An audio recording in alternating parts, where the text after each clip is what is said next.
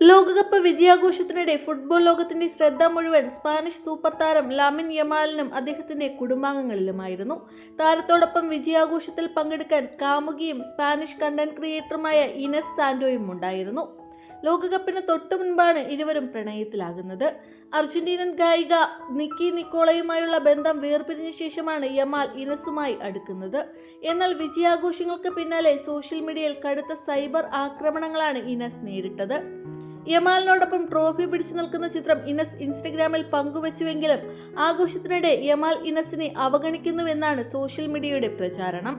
യമാലുമായി പ്രണയത്തിലാകാൻ ഇനസ് മുൻകാമുകനെ ഉപേക്ഷിച്ചുവെന്നും അതിനാലാണ് യമാൽ ഇപ്രകാരം പെരുമാറിയത് എന്നൊക്കെയാണ് ചിലർ പറയുന്നത്. ഇപ്പോഴിതാ തനിക്കെതിരെ ഉയരുന്ന ക്രൂരമായ സൈബർ ആക്രമണങ്ങളിൽ പ്രതികരണവുമായി രംഗത്ത് വന്നിരിക്കുകയാണ് ഇനസ്. താനും ഒരു മനുഷ്യനാണെന്നും അല്പം മനുഷ്യത്വം കാണിക്കണമെന്നും എക്സിൽ പങ്കുവച്ച കുറിപ്പിൽ അവർ പറയുന്നു. ഈ അക്കൗണ്ടിന്റെ പിന്നിലുള്ളതും വികാരങ്ങളും കണ്ണീരുമുള്ള ഒരു വ്യക്തിയാണ്. ഒരു ഫുട്ബോൾ താരവുമായുള്ള ബന്ധത്തിന്റെ പേരിൽ മാത്രം മനുഷ്യത്വമില്ലാത്ത രീതിയിൽ എന്നോട് പെരുമാറരുത്.